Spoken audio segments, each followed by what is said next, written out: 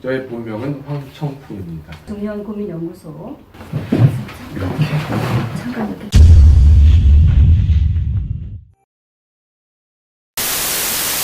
네.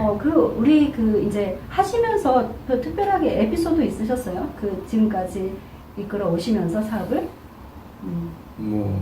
많이 있겠죠. 네. 하나만 해주시겠어요? 이게 어머니를 통해서 계기가 됐고요. 네.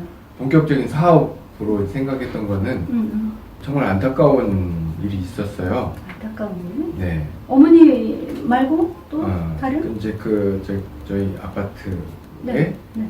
바로 이제 옆동에 살던 저희 딸의 친구네 아빠가 갑자기 사망을 한 계기가 됐는데요. 그게 뭐였냐면 그때 당시 제가 40대 중반이었는데 친하게 지내는 가족이니까 이제 네. 맥주도 한잔하고 같이 놀러도 가고 하잖아요. 그러셨군요.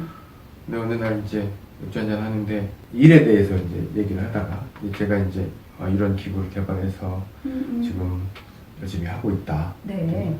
형님 나도 하나 그거 해줘요. 그 당시만 해도 이거를 직접적으로 일반인한테 판매할 수가 없었어요. 다 의사 처방에 의해서 제작이 이루어졌던 상황이어서 그래서 병원에 가서 검사하고 의사 처방을 받아갖고 하도록 하자.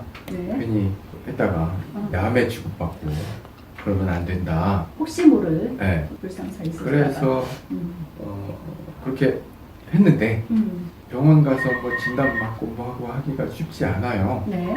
그래서 차일피일 미루고 있었고 저도 뭐 잊어먹었죠. 설마 무슨 코 온다고 별일 생기겠어.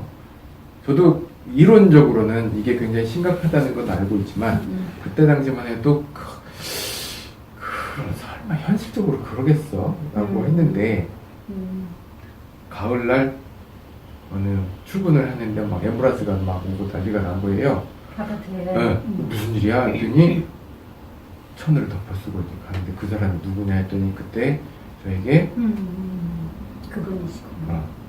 코골이 장치를 부탁했던 그 친구가 이웃사촌. 못 깨어난 거예요. 자다가. 그게 텀이 어느 정도 되셨어요? 요청을 받고 그러니까 여름에 놀러 갔다가 김장철에 그런 일이 있었으니까 불과 2, 3개월 그거였자. 네.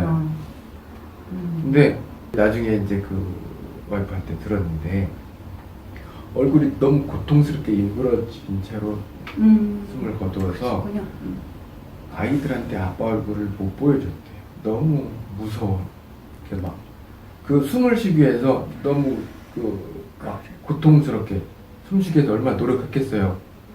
그 상태로 죽은 것을 이제 경험하고 야 이거는 좀 더 쉽게 뭔가 나의 문제를 해결할 수 있는 방법이 있어야겠다 라고 생각이 들어서 그때부터 계기가 되어서 그 임상시험, 의료기기 등록 이런 것들이 한 5년간에 걸쳐서 한 10억 가까운 돈을 투자해가면서 이제 만들어지게 된 큰 계기가 또 됐었죠. 그러셨군요. 네, 정말 그래서 어머니의 건강을 살리는 일, 그다음에 누군가의 목숨을 구할 수 있는 일이구나 라고 하는 사명감으로 하고 있습니다.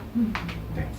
그러니 표창을 받으셔야 되고 국무총리상을 받으셨다 하니 조금은 위안이 되는데 네. 어쨌든 우리 시청자분들 이렇게 들으시면서 깜짝 놀라실 거예요. 어떻게 네. 코골이를 방치했다가 사망할 수밖에 없었던 그 사례를 또 들으셨는데 그렇습니다. 우리가 잠을 자는데 편안하게 잠을 자는 것 자체가 얼마나 중요한지를 실감하게 되는 그런 말씀이셨어요. 정말 그 과정에서 그런 어떤 체험하신 사례들을 통해서 우리 소장님께서 이 분야에 연구를 하고 또 개발을 하신 이런 노력들이 지금 우리 수면건강연구소를 접하게 되는 분들에게는 희망이다, 희소식이다라는 걸 말씀드리면 잠깐 또 쉬었다가 3부에서 우리 소장님의 또 멋진 노하우를 듣는 시간을 갖도록 하겠습니다. 고맙습니다. 네, 고맙습니다. 방송이 좀 세련되진 않아요. 뭐 내용만 전달되면 되죠. 영상이 도움이 되셨나요? 얼굴이 못생겼다, 말을 못한다, 내용 별로다 그러면은 뭐 싫어요 또 괜찮습니다.